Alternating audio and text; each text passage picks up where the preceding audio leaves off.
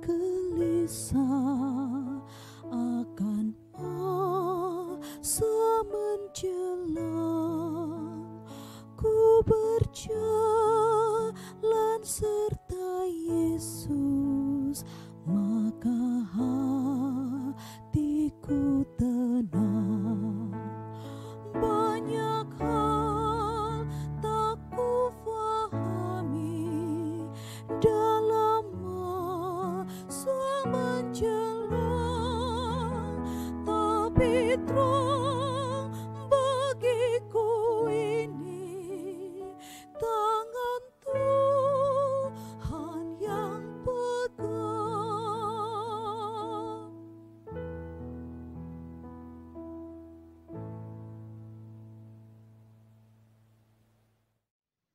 Selamat pagi dan salam sejahtera untuk kita semua.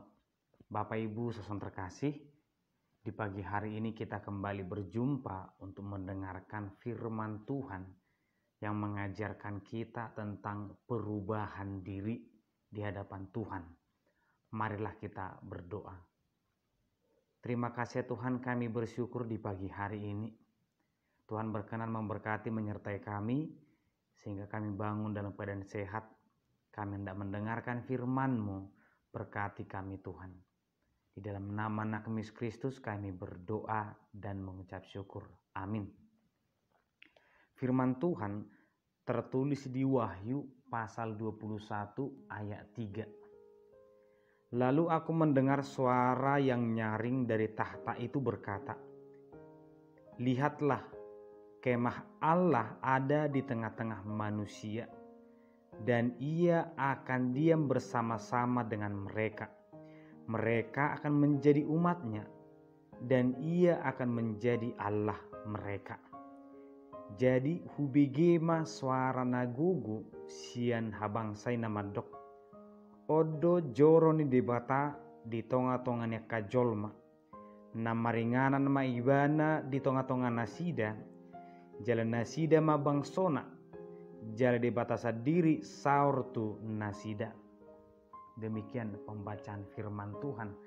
Bapak Ibu saudara terkasih, ketika seseorang ingin tampil terlihat jauh lebih baik, setidaknya dia akan melakukan perubahan dalam penampilannya. Sedikit perubahan itu akan berdampak besar. Hal ini kita lihat dalam perkembangan teknologi, hanya sedikit yang berubah, tapi itu berdampak besar terhadap selera seseorang, niat seseorang untuk membeli barang tersebut. Apalagi jika terjadi perubahan yang sangat besar, sangat luar biasa. Tetapi meskipun manusia tertarik dengan tampilan perubahan yang lebih baik, tapi kita harus akui tampilan luar tidaklah patokan satu-satunya. Memang tampilan luar itu menggambarkan perubahan dari dalam, karena tidak mungkin seseorang berkata aku sudah berubah, hatiku sudah berubah, tetapi tidak terlihat sedikit pun keluar ataupun tampak sesuatu yang baru. Oleh karena itulah manusia harus berubah, tidak hanya bagian luarnya saja, terutama bagian dari dalam atau dirinya.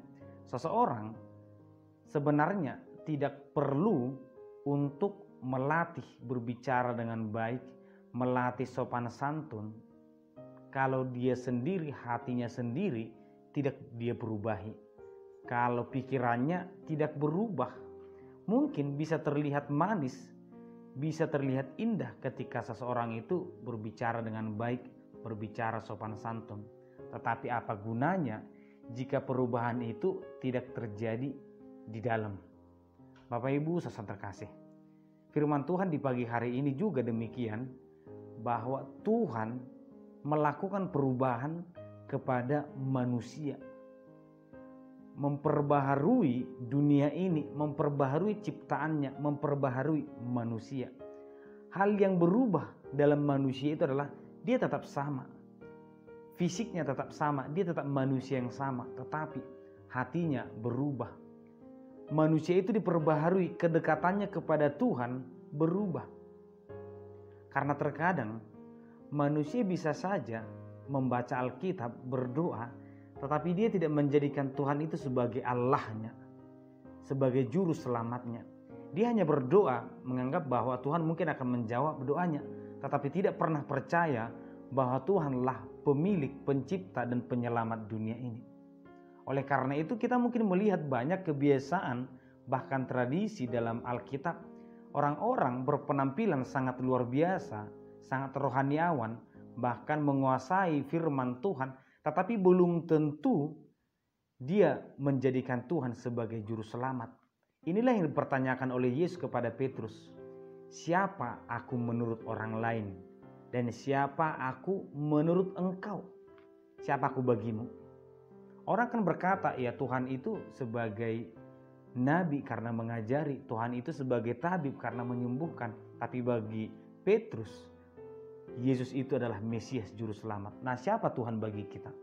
Firman Tuhan berkata, aku akan menjadi Allah mereka dan mereka akan menjadi bangsaku. Ada hubungan yang jauh lebih baik yang dikehendaki, yang diciptakan Tuhan, yang ditaruh dalam diri kita masing-masing. Ketika kita membaca firman Tuhan, tujuannya adalah pembaharuan hati kita. Apakah kita semakin diperbaharui atau jangan-jangan hanya menumpuk firman Tuhan di kepala, seakan-akan kita sudah hafal, padahal bukan itu. Firman itu memperbaharui hubungan kita kepada Tuhan, hubungan kita kepada sesama. Sehingga orang yang sudah membaca firman Tuhan akan semakin sadar bahwa diriku ini bukan apa-apa. Aku hanyalah manusia yang diciptakan Tuhan, yang bergantung kepada Tuhan. Maka Tuhanlah satu-satunya Allah yang harus kupuji. Maka Tuhanlah satu-satunya tempatku bersandar menyerahkan doaku. Dan hubungan kepada sesama pun pastinya akan diperbaharui. Jika Tuhan adalah Allah kita dan kita umatnya, maka sesama manusia adalah diri kita sendiri. Kita akan mengasihi orang lain layaknya Tuhan mengasihi kita. Bapak Ibu saudara terkasih, maka ketika kita mendengarkan firman Tuhan, mari kita biarkan firman itu memperbaharui kita, memperbaiki kehidupan kita.